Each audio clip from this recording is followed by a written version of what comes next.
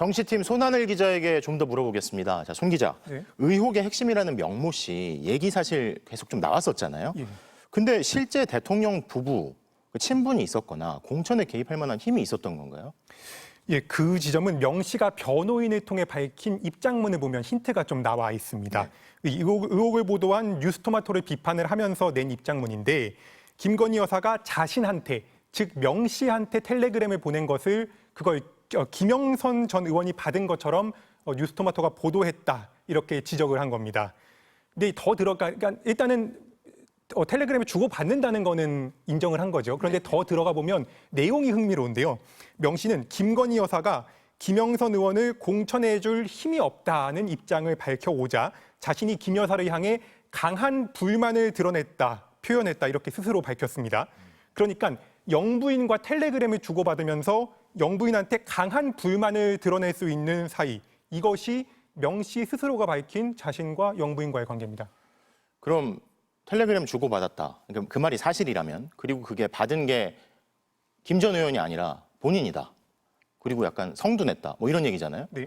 근데 일부 보도 보니까 대통령 취임식에 명 씨가 참석을 했는데 그게 김건희 여사가 초청을 했던 거다. 뭐 이런 얘기도 있던데요. 그런 보도가 있었죠? 예, 그렇습니다. 한겨레 신문은 오늘 그 명 씨가 2022년 윤석열 대통령 취임식에 그 초청을 받아서 왔는데 이 초청자가 여사님이었다 이런 내용을 보도했습니다. 아, 근데 사실 이런 뭐 말들이 다 사실이다라고 친다면 어떻게 이런 정치권 인맥을 만든 걸까요? 예, 그러니까요. 지난해 한의사협회가 발행한 신문을 봤는데 여기서는 이제 명 씨를 김영선 전 의원의 정책 책사라고 소개를 책사요? 했습니다. 책사. 예. 이 명 씨는 SNS에 지난 대선 전에 이준석 의원이 국민의힘 당대표에 당선되기 전후로 어깨동무를 하는 등 함께 찍은 사진들을 올리기도 했는데 지금 나오는 이 사진입니다. 그런데 이게 최근엔 사라졌고요. 그리고 지금 나오는 게 김종인 전 비대위원장과 제주 휴가 중에 찍은 사진을 올리기도 했습니다.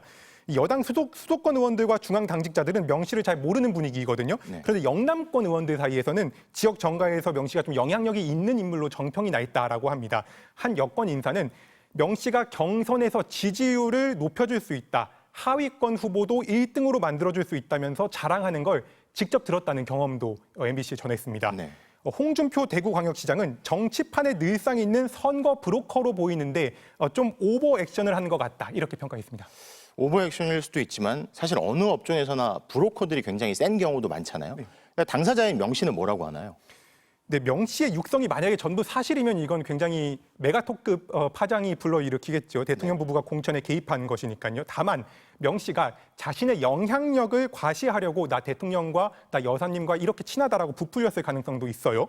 네. 그래서 명 씨에게 여러 차례 통화를 시도하고 대통령 부부를 접촉했다는 주장이 사실인지 문자도 남겼는데 답변이 오지 않았습니다. 자, 김건희 여사 비롯한 대통령 부부가 실제로 공천에 개입을 그래서 했다라고 하면 공천이 바뀐 데가 그래서 있을지가 궁금한데 당시에 국민의힘 공천 담당자들은 뭐라고 하던가요?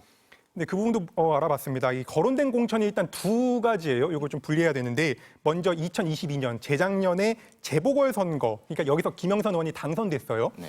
여기에 공천관리위원장이었던 윤상현 의원은 명 씨의 허장성세이자 한마디로 소설이라고 일축을 했습니다. 소설이다. 예. 지금 중국 출장 중인 윤 의원과 제가 통화를 했는데 당 기여도 등 여러 지표에서 김영선 의원이 공천될만 했을 뿐이어서 공천했다 이렇게 설명을 했습니다.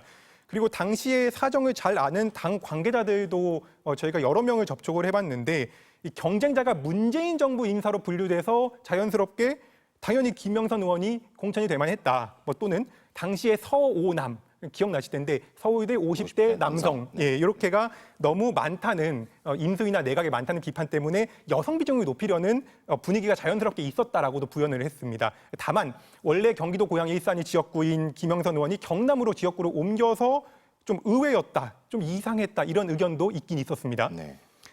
그리고 두 번째 의혹, 올해 총선 공천의 경우는 김 의원이 애초부터 컷오프, 즉 공천 배제 대상으로 분류가 됐고 그래서 공천에 굳이 개입한다는 것 자체가 말이 안 된다는 게 당직자들의 일관된 설명이었습니다. 사실 근데 그 얘기 들을 때마다 공천 결과와 개입 행위 자체는 또 분리해서 봐야 되는 거 아닌가 싶긴 한데 야권에서는 뭐라고 합니까? 야권에서 이제 그 지점을 지적을 하는 거거든요. 그래서 의혹의 실체를 밝혀야 하는데 그 실체가 뭐냐 하면 민주당은 공천 개입은 결과가 아니라 과정이다. 즉 시도하는 것만으로도 명백한 범죄다 이렇게 주장을 했습니다. 그리고 조국혁신당도 명모 씨의 이름을 따서 명땡땡 게이트 이렇게 이번 사안을 불렀고요. 탄핵의 스모킹건이 될 것이다라고도 주장했습니다. 이 정치권에서는 사실 추석 연휴 내내 김 여사의 육성이나 텔레그램 메시지 원문이 공개될 것이다 이런 소문이 무성해서 굉장히 좀 긴장감이 돌기도 했었거든요.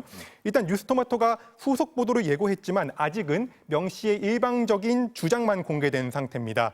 그래서 일단 오늘 김 여사 특검법을 통과시킨 야권은 추가 보도와 또 여론의 추이를 지켜보면서 후속 공세의 수위와 시기를 좀 따질 걸로 보입니다. 야권의 반응은 이렇다고 합니다. 손 기자 잘 들었습니다.